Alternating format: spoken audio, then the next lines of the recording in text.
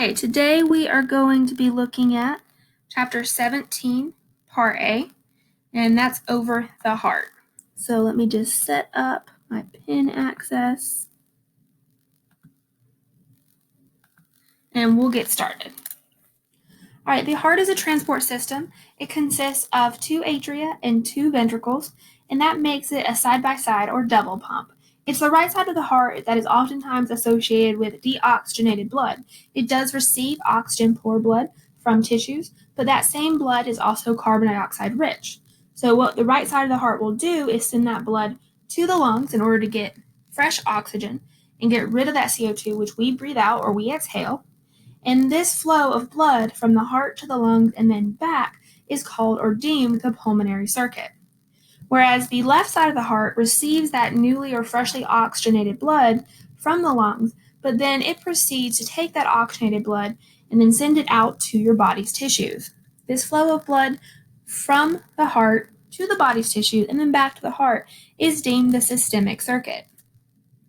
So there are four chambers to the heart. There is a right and left atrium, a right and left ventricle, and it's the atria that we call the receiving chambers of the heart, and the ventricles we call the pumping chambers of the heart. The atria do receive the blood from venous or vein-like structures, and that blood flows past an AV or atrioventricular valve into ventricles. The ventricles are going to have more muscle in their walls, and it's this muscle that allows them to be great pumping chambers, and that when they contract, they're able to push that blood from the ventricles upwards towards the base of the heart, which is actually the top of the heart, and out through major arteries, such as the pulmonary artery and the aorta. And in this image, we can see the association between the two sides of the heart. We can see kind of a depiction of some major arteries, the pulmonary artery and the aorta, but this is a simplified diagram. What we can also see in this figure 17.1 in your lecture textbook, is the systemic and pulmonary circuits. So I'm going to point those out. So keep in mind that anything blue is mentioning kind of carrying deoxygenated blood. Anything red is showing us that that blood is oxygen rich. So what we have, if we start in the right atrium, that puts us kind of right there, is we have blood flow that is deoxygenated. It's going to hit that right atrium, flow down into the right ventricle, then out via the pulmonary artery. The pulmonary artery is going to go to the lungs, and we will have carbon dioxide and oxygen exchange in the lungs. We'll give away the CO2 or carbon dioxide, and the blood will get oxygen. So the blood that's leaving the lungs, so going in that direction, that blood is going to be oxygenated, and it's going back to the left side of the heart, and we'll actually see that these pulmonary veins are going to empty into the left atrium. From the left atrium, so that puts us right here, blood is then going to flow into the left ventricle. Then from the left ventricle, blood is going to flow into the aorta, the largest artery in the body, and the aorta has many branches, so this single branch here is very simplified, but all these branches lead to the capillaries of your body's tissues. And your tissues need oxygen in order to make ATP via cellular respiration. So it is important that we do get oxygen to tissues. And this blood flow you can see from the heart to the tissues and then eventually back, that's going to be our systemic circuit, whereas from the heart to the lungs and back, what we looked at first was the pulmonary circuit. Let's talk briefly about the size, location, and orientation of the heart. So it's approximately the size of a fist, but it does weigh less than a pound. Its location is in the mediastinum, so between your lungs. It's also between the second rib and the fifth intercostal space. It sits above or superior to the diaphragm. And 2/3 of the heart, so a good bit of it, is going to be to the left of the mid-sternal line, or the line that we would say creates your mid-sagittal section. It's in front of the vertebral column, but behind your sternum, so it's relatively protected. So here is a depiction of the location of the heart. We can see the sternum in front of it. We see that it sits just on top of that diaphragm. We can see that at the top of the heart, we have all these major arteries and blood vessels, but this is a relatively flat part of the heart, and so it's actually called the base. The apex of the heart is the point, and it's actually closer to the diaphragm and points towards your left hip. Here's just another depiction. We're looking at an inferior view of the heart, and so still located in the mediasternum, but we can see that it lies behind or posterior to the sternum, but in front of or anterior to the vertebral column. So some of that terminology we just used was or included base, which is the posterior surface of the heart, but situated up or superior to the apex. So that base is going to lean a little bit closer to the right shoulder, but it's going to be located where all those major arteries, all those major blood vessels are leaving the top of the heart. So the apex is actually pointing toward the left hip and it's actually on the bottom of the heart. And the apical impulse is a new term, not yet introduced, and it's going to be palpated between the 5th and 6th ribs. So that's just below the left nipple. What the apical impulse is where you would feel the heartbeat of the apex. So again, we're going to have the base of the heart at the top, the apex of the heart at the bottom pointed towards the left hip. The major arteries and veins are located at the base. And then we're going to have the apex located much closer to ventricles, but is really just the point of the heart. It's closest to the diaphragm in this image. Next, let's look at what covers the heart. So first and foremost, it's the pericardium, which is a serous membrane. It's a double-walled sac that surrounds the heart. It's made up of 2 layers. It's made up of the serous membrane itself and a superficial fibrous pericardium that is protective in function. The superficial fibrous pericardium is the outermost layer of the complete pericardium, and it's going to actually attach to surrounding structures and prevent overfilling of the heart. Deep or under the superficial fibrous pericardium is the 2-layered serous pericardium. Now you were introduced, or you should have been introduced, to the 2-layered serous pericardium in Anatomy and Physiology 1. You can go all the way back to Chapter 1 in your lecture textbook if you would like to review serous membranes. All serous membranes have 2 layers. These 2 layers fold in on each other, but they are connected. The layer that is the closest to the organ is called the visceral layer. The layer that is the closest to the body wall is called the parietal layer. And there's a space between the 2 layers that is fluid-filled and generally contains serous fluid. For the serous pericardium, we're going to call this fluid-filled cavity the pericardial cavity. We want to know that the visceral layer of the serous pericardium is also known as the epicardium. So essentially, the outermost layer of the heart itself is the same thing as the visceral layer of the serous pericardium. It's just that external surface of the heart. The parietal layer is going to be able to line the internal surface of the fibrous pericardium, and it's to the parietal layer of the serous pericardium that the fibrous pericardium, which is superficial, is attached. So there's this basic structure of the coverings of the heart. But as always, a picture explains this a little bit better. Now, we've yet to talk about the layers of the heart, so I'm just going to briefly mention them so we can kind of get an idea of what we're actually looking at. You have here our heart chamber, and the heart chamber is hollow. And then just where the heart chamber meets kind of, we'll say heart tissue, until we talk about it in more detail, you have a single layer of cells called the endocardium. The endocardium is just made up of simple squamous epithelium, and this tissue is continuous with blood vessels. So as blood flows from the heart chambers into blood vessels, there's no friction introduced. Then we have the muscle layer of the heart. This is made up of cardiac muscle, but called the myocardium. And then the outer layer of the heart is the epicardium. Now, if you're asked for the outer layer of the heart, it's the epicardium. But if you're asked what is the innermost covering of the heart, then it would be the visceral layer of the serous pericardium. But they are one and the same thing, so just be aware of that. Because we can see here that this epicardium, or visceral layer of the serous pericardium, is going to not only cover the myocardium, but then fold over, like most serous membranes do, to the second layer of the serous membrane, which is the parietal layer of the serous pericardium. And then it's the fibrous pericardium that sits on top of that. All right, next let's talk about a clinical or homeostatic imbalance.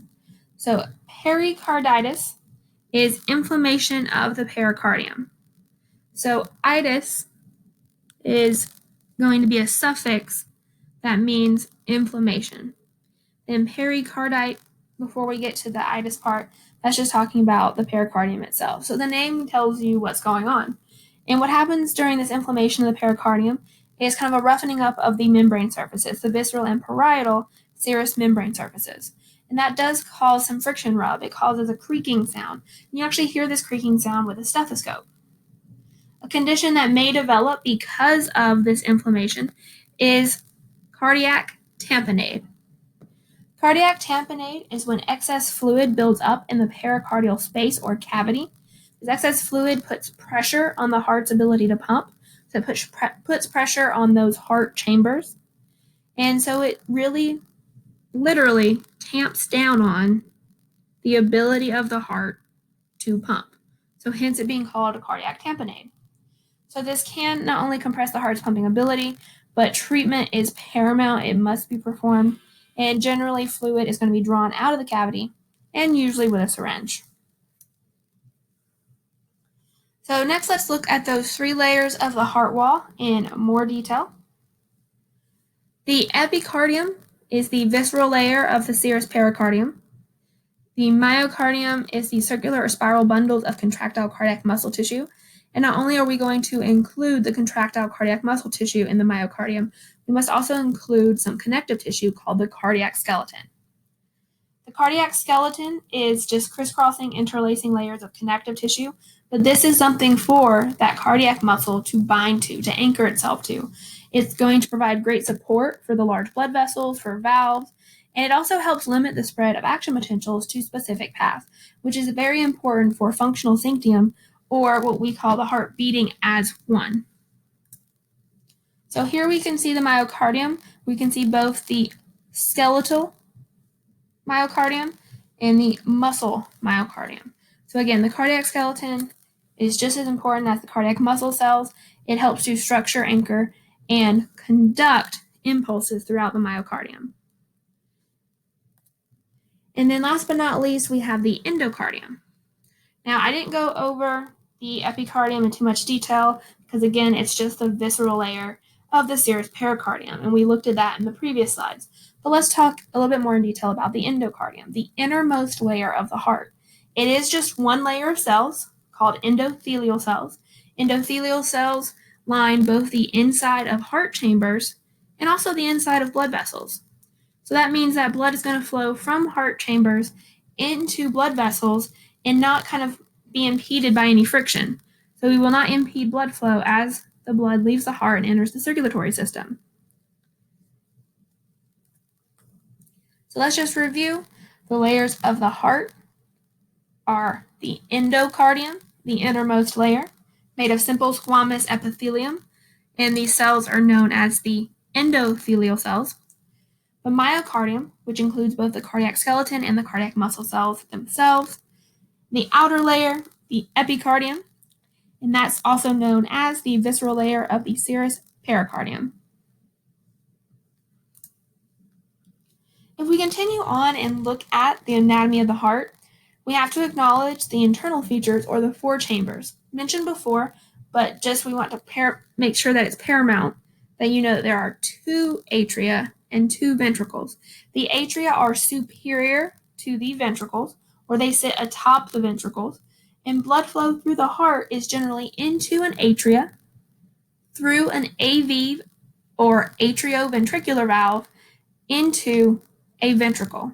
Then from the ventricles, we would see blood leave via major arteries, and to get into those major arteries, blood would have to pass through what's called a semilunar or SL valve. Other structures we just want to highlight are the interatrial septum, which is going to be a piece of tissue that separates the atria, and the interventricular septum, which is a thick piece of tissue that separates the ventricles. So let's point out some of those structures. So first, let's point out the chambers. So we have the right atrium, right ventricle, left atrium, left ventricle. We cannot see the interatrial septum. It sits behind the pulmonary trunk, but we can see the interventricular septum. It's this tissue here that's separating the right from the left ventricle. The interventricular septum is important not only because it's a barrier between the ventricles, but also because there are going to be some conductive pathways located within or throughout the interventricular septum. Let's also just point out some other structures that will be important later on. So we have here the superior vena cava, down here the inferior vena cava. Leaving the right ventricle, we have not only the pulmonary valve, but the pulmonary trunk, which then splits into the two pulmonary arteries. Then over here, if we leave the left ventricle, we can see part of the aortic valve. So blood would flow out into this red structure, which is the aorta. And the aorta has many branches, and we can see 3 of them right there on the aortic arch. We can also see that we have 2 right pulmonary veins and 2 left pulmonary veins. All 4 pulmonary veins empty into the left atrium. The coloring here is to depict what is the condition of the blood that these vessels are moving. So the blue vessels are moving deoxygenated blood, and the red vessels are moving oxygenated blood. All right, so let's continue on and we'll talk about kind of external structure, surface features. And those include the coronary sulcus, anterior interventricular sulcus, and posterior interventricular sulcus. Now, a sulcus is just a groove. It's just a location where we find these structures. So if something sits in the say, for example, coronary sulcus, it'll sit in this location or this groove that's located on the heart. The coronary sulcus encircles the junction of the atria and the ventricles. So this is a shallow groove located between the atria and ventricles and goes all around the heart in a horizontal fashion. The anterior interventricular sulcus is a groove located on the front of the heart in between the 2 ventricles. So that's why it's called the interventricular sulcus. It's a groove between the 2 ventricles. So interventricular. The anterior just tells you it's on the front of the heart. Similar thing with the posterior interventricular sulcus. Sulcus tells us it's a groove. Interventricular tells us it's a groove between the 2 ventricles. And posterior tells us it's on the back of the heart. In this image, we can see the anterior interventricular sulcus, which contains not only some fat, but arteries and veins. We can also see the which also contains some fat, arteries, and veins. Let me point those out to you. So here, not the arteries and veins, keep in mind, but the grooves that they are sitting in would be the sulcus. So here's the anterior interventricular sulcus. And we can see part of the coronary sulcus right here. And it would continue around and then come back around. So in between the atrium and ventricles for the coronary sulcus. And then on the back, we can see the posterior interventricular sulcus. Another structure I just want to point out on the back is this kind of bubble-like blue structure. That bubble-like blue structure is actually going to be very important. It's one of the 3 structures. So it's called the coronary sinus, but it's one of the 3 structures that empty blood into the right atrium. All right, so let's move on and look at chambers and associated great vessels. So the atria, we know are the receiving chambers. So they're much smaller, they have thin muscle walls, they're not responsible for pumping, so they contribute very little to the propulsion of blood. They're there to kind of fill with blood and pass that blood through AV or atrioventricular valves onto the ventricles.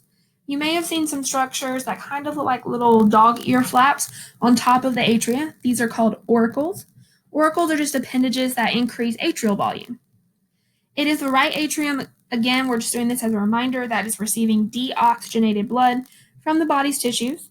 We're going to send that blood from the right atrium into the right ventricle. It'll eventually make its way into the pulmonary circuit and go to the lungs in order to get more oxygen.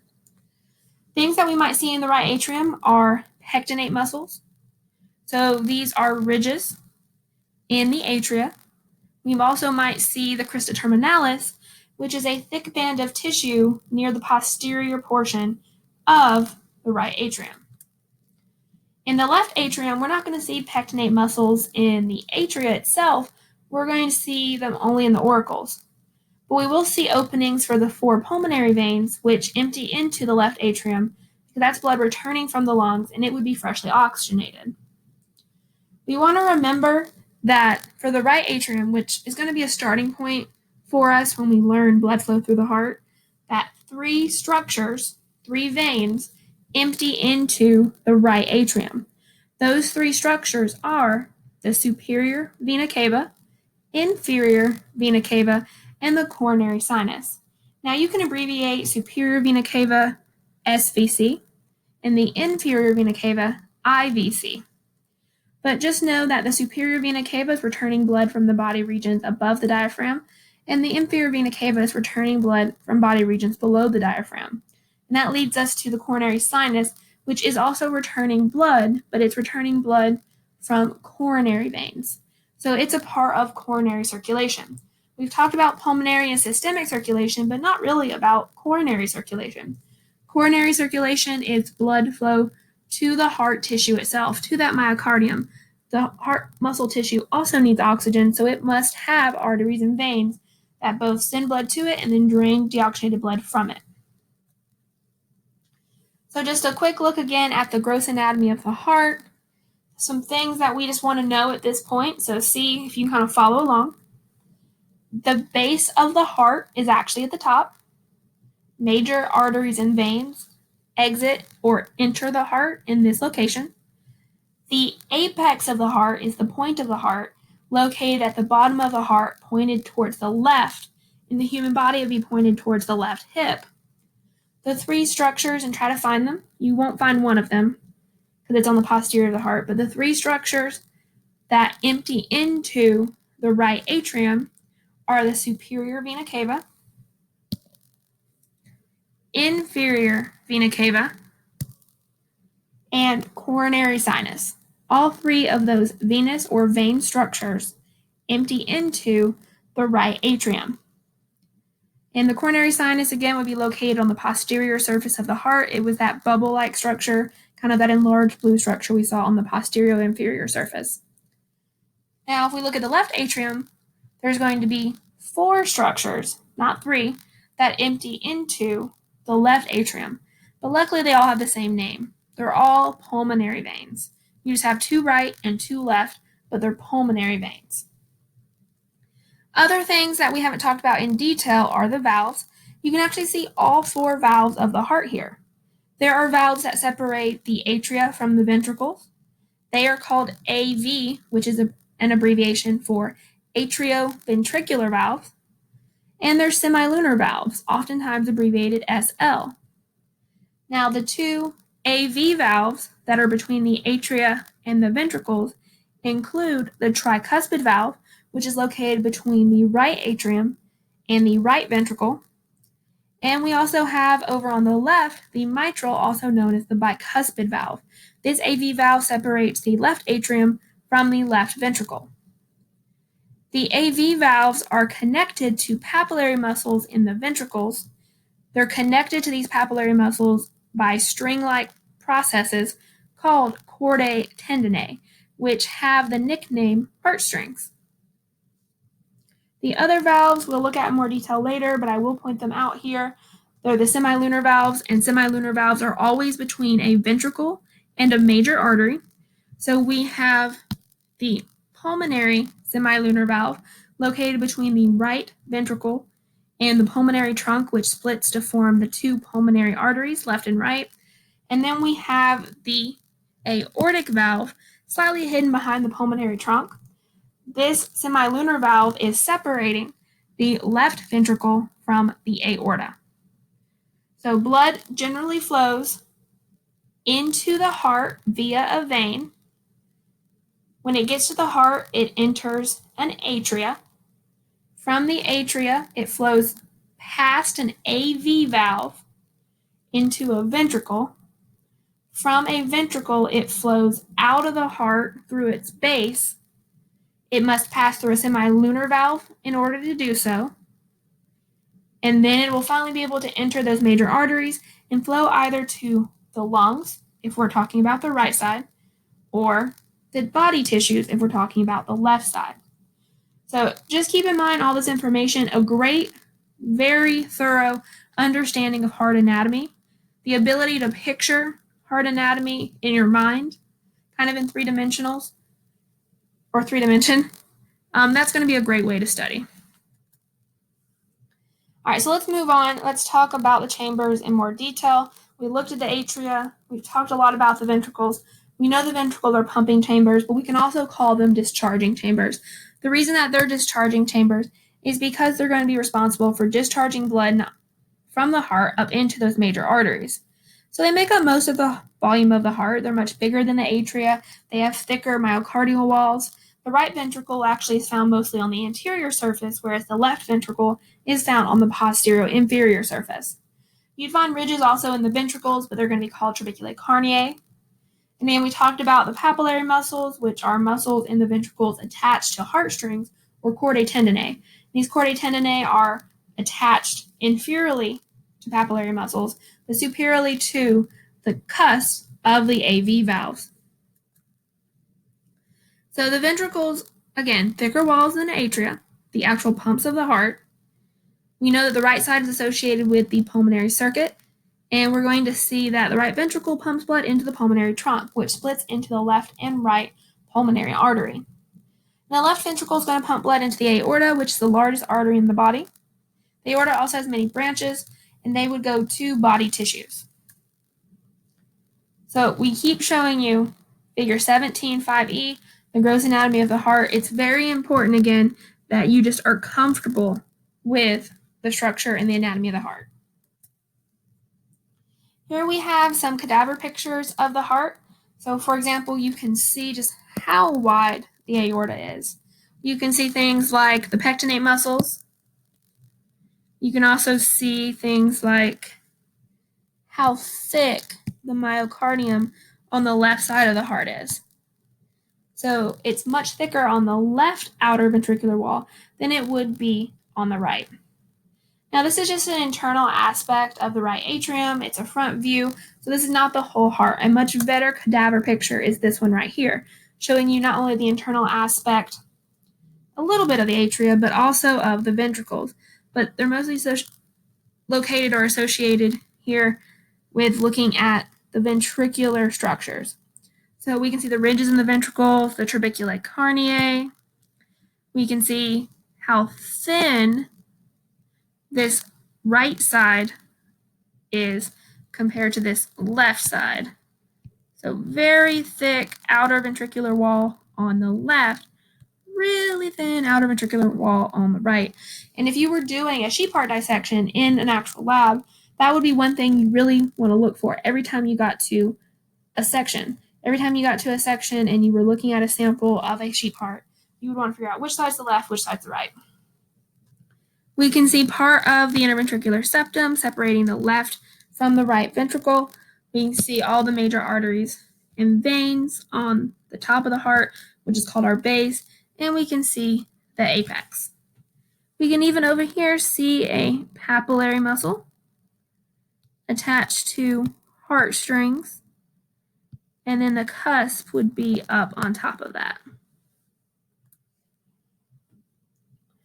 Just continuing on, we can see the sulci here, the anterior interventricular sulcus, part of the coronary sulcus, and what's not visible here would be the posterior interventricular sulcus.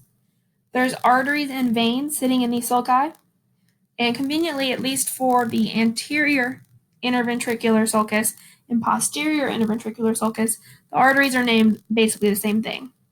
For example, there is an anterior interventricular artery in the anterior interventricular sulcus.